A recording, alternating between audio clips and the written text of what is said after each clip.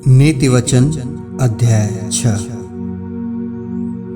हे मेरे पुत्र, यदि तू अपने पड़ोसी का उत्तरदायी हुआ हो अथवा परदेशी के लिए हाथ पर हाथ मारकर उत्तरदायी हुआ हो, तो तू अपने ही मुंह के वचनों से फंसा और अपने ही मुंह की बातों से पकड़ा गया। इसलिए हे मेरे पुत्र, एक काम कर, अर्थात तू जो अपने पड़ोसी के हाथ में पड़ चुका है, तो जा उसको साष्टांग प्रणाम करके मना ले। तू न तो अपनी आंखों में नींद और न अपनी पलकों में झपकी आने दे, और अपने आप को हरिणी के समान शिकारी के हाथ से और चिड़िया के समान चिड़ीमार के हाथ से छुड़ा।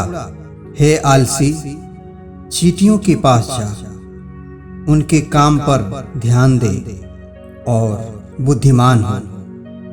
उनके न तो कोई न्यायी होता है, न प्रधान और न प्रभुता करने वाला, तो भी वे अपना आहार धूप काल में संचय करती हैं और कटनी के समय अपनी भोजन वस्तु बटोरती हैं।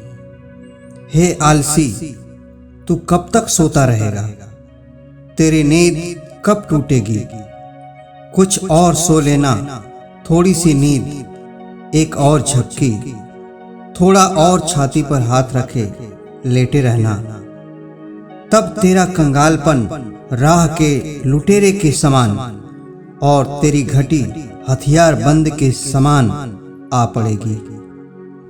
ओछे और अनर्थकारी को देखो, वह टेढ़ी टेढ़ी बातें बकता फिरता है। वह नैन से सैन और पांव से इशारा और अपनी अंगुलियों से संकेत करता है। उसके मन में उलट फेर की बातें रहती। वह लगातार बुराई गढ़ता है और झगड़ा रगड़ा उत्पन्न करता है। इस कारण उस पर विपत्ति अचानक आ पड़ेगी। वह पल भर में ऐसा नष्ट हो जाएगा कि बचने का कोई उपाय न रहेगा।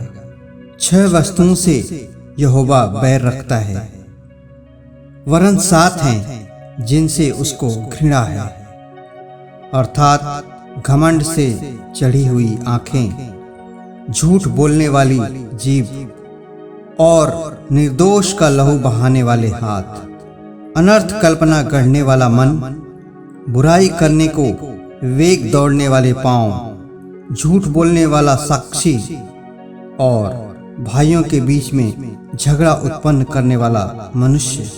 हे मेरे पुत्र, मेरी आज्ञा को मान और अपनी माता की शिक्षा को न तज। इनको अपने हृदय में सदा गांठ बांधे रख और अपने गले का हार बना ले।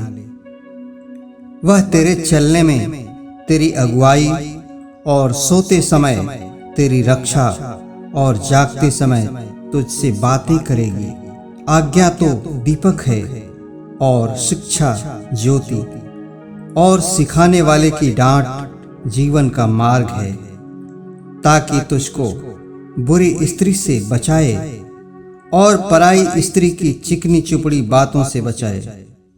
उसकी सुंदरता देखकर अपने मन में उसकी अभिलाषा न कर। वह तुझे अपने कटाक्ष से फंसाने न पाए, क्योंकि वेश्यागमन के कारण मनुष्य टुकड़ों का भिखारी हो जाता है, परंतु व्यभिचारिणी अनमोल जीवन का अहेर कर लेती है। क्या हो सकता है कि कोई अपनी छाती पर आग रख ले और उसके कपड़े न जलें? क्या हो सकता है कि कोई अंगारे पर चले और उसके पांव न झुलसें?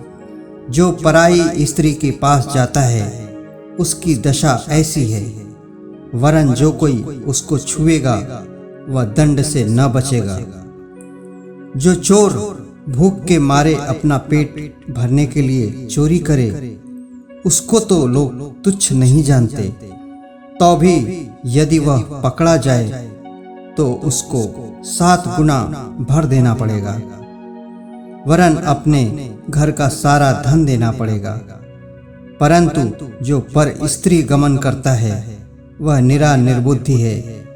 जो अपने प्राणों को नष्ट करना चाहता है वही ऐसा करता है। उसको घायल और अपमानित होना पड़ेगा और उसकी नाम धराई कभी न मिटेगी, क्योंकि जलन से पुरुष बहुत ही क्रोधित हो जाता है और पलटा लेने के दिन वह कुछ कोमलता नहीं दिखाता। वह घूस पर दृष्टि न करेगा और चाहे तो उसको बहुत कुछ दे दे तो भी वह न मानेगा।